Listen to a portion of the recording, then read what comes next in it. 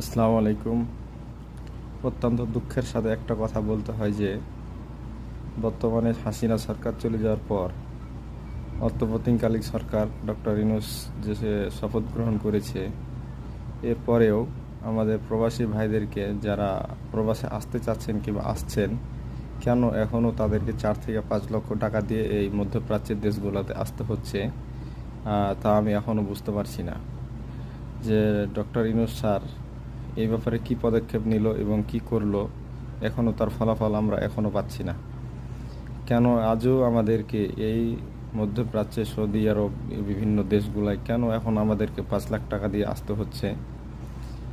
Company এবং এই দেশের রেট যদি থাকে 1 লাখ 1,30,000, আমাদেরকে বাধ্য করা হচ্ছে 5 লাখ টাকা দিয়ে আসার জন্য। আমি চাই এর একটা সুস্থ সমাধান হোক। আপনারা যারা চান সবাই কমেন্টের মাধ্যমে জানাবেন।